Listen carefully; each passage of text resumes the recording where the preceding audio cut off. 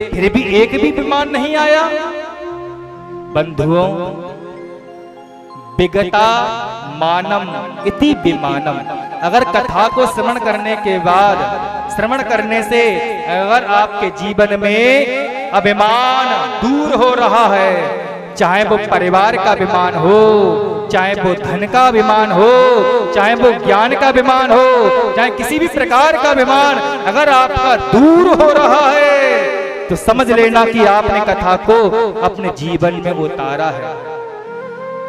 अगर आपका अभिमान पुष्ट हो रहा है, चाहे वो धन का हो, चाहे बल का हो, चाहे ज्ञान का हो, चाहे किसी प्रकार का अभिमान हो, तो समझ लेना कि हमने अपने जीवन में अभी कथा को सुना ही नहीं है, और सुना भी है तो जीवन में उतारा नहीं है हमने कथा के लिए। ये जीवन आपका है, चाहे आप 7 दिनों में पुण्य कर लो, चाहे पाप कर लो, जीवन में अगर आपको सुख मिल रहे हैं तो समझ लेना कि आपने पुण्य किए हैं। चाहे मानसिक करे हो, चाहे वाचिक करे हो, चाहे शारीरिक करे हो, अगर जीवन में सुख आया है तो कहीं ना कहीं से आपको पुण्य का फल मिला है। लेकिन अगर जीवन में दुख आया है तो कहीं ना कहीं से आपको पाप का ही फल मिल रहा है। पाप का फल जो है वह दुख ही है।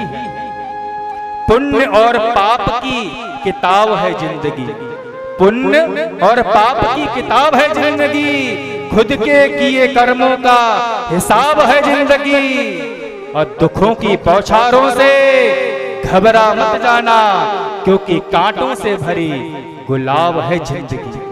जब तक जियोगे सुख दुख लगते रहेंगे, लेकिन अगर चाहते हो जीवन में सुख ही सुख रहे तो परमात्मा की कृपा रूपी बीमा प्राप्त करने के लिए, कृपा का, दया का कवच प्राप्त करने के लिए सत्कर्म को करते रहना चाहिए।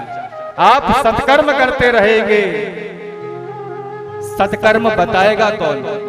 हमने बता दिया, पंडित जी ने बता दिया, जो मन में आ गया सत्कर्म बन जाएगा? नहीं। एक बार अर्जुन ने पूछा द्वारकाधीश से, प्रभु कर्म कैसे करना चाहिए? हर व्यक्ति को अपना कर्म अच्छा ही लगता है। चोर को चोरी कर्म अच्छा लगता है, डकैत को डकैती अच्छा लगता है, ताश खेलने वाले को ताश खेलना काम अच्छा लगता है। तो कौन सा कर्म अच्छा है, कौन सा बुरा है, ये कैसे निश्चय होगा, कैसे पता चलेगा? तो द्वारकाधीश प्रभु ने कहा, मानवों को, जीवों को सद्मार्ग दिखाने के लिए, जिस प्रकार भारत में रहने के लिए एक बाउंडेशन होती है, एक नियम होता है, एक कानून होता है, उसको क्या कहते हैं? संविधान।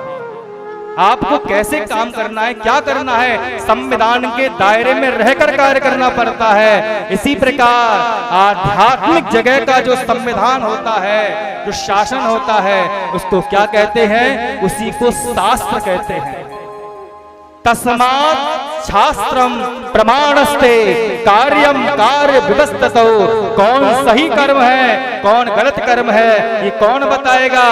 ये शास्त्र ही बता सकते हैं, दुनिया में और कोई नहीं बताएगा। शास्त्र पढ़ने का भी मन करे तो कौन सी पुस्तक खरीदें? क्योंकि आजकल समाज में पुस्तकें जो है ना, वो ज्ञान देने की कम है और पैसे कमाने की ज्यादा छप रही है। चाहे धार्मिक पुस्तक ही क्यों ना हो, जो मन में आ गया छाप कर रख दिया पुस्तकों में, चाहे वो सही है चाहे गलत है। सरकार को तो बस लाइसेंस देना है, रुपए भर दो, लाइसेंस तुरंत ले लो। चाहे पुस्तक में गलत छपा है या सही छपा है, उसका कोई निर्णय नहीं किया जाता। लेकिन 2 प्रेस ऐसी हैं जो धार्मिक ग्रंथों को 99% सत्य ही छापती हैं। उस प्रेस का नाम है, एक चौखंबा प्रेस और दूसरा गीता प्रेस। इन प्रेसों में जो पुस्तक मिलेंगी आपके लिए, सर्वाधिक शुद्ध पुस्तकें मिलेंगी, सर्वाधिक सत्य पुस्तकें मिलेंगी। इसमें कोई आडंबरी ज्ञान को नहीं रखा गया है, इसमें कोई अपने मन की बात को नहीं रखा गया है। ऋषियों के, मुनियों के दिव्य ज्ञान को सजो कर रखा गया है। केवल 2 ही ये प्रेस हैं। तो जीवन में जब विमान नहीं आया तो मन में विचार कर लिया गोकर्ण जी ने कि धैर्य धारण करो, निश्चित ही विमान आएगा। एक विमान नहीं, जितने गांव वाले थे सबके लिए विमान आया एक एक कर। और अब की बार केवल देवदूत ही नहीं आए, विष्णु दूत ही नहीं आए, बल्कि अपने गरुड़ में बैठकर भगवान लक्ष्मी नारायण स्वयं प्रकट हुए और गोकर्ण जी महाराज के लिए हृदय से लगा लिया। और गोकर्ण जी महाराज का जो स्वरूप था, बड़ा ही सुंदर स्वरूप को जब देखा भगवान ने जब गोकर्ण जी को देखा, गोकर्ण जी ने भगवान को देखा, बड़ा ही मनमोहक स्वरूप को देखा। जितने भी गांव वाले थे सब विमान में बैठकर भगवान के बैकुंठ लोक में चले गए और अपने हृदय से लगा लिया गोकर्ण जी के लिए भगवान विष्णु ने, और सबकी बिगड़ी को बना दिया। गोकर्ण जी ने भगवान की कथा को श्रवण कराकर आइए हम सबकी भी बिगड़ी भगवान बना दें, इसी भाव को गुनगुनाते हुए गाते हुए आगे की कथा को श्रवण करेंगे। गोकर्ण जी महाराज कहने लगे, हे प्रभु आपने सबकी बिगड़ी को बनाया, हे श्याम सलोने सरकार मेरी भी बिगड़ी को बना दे।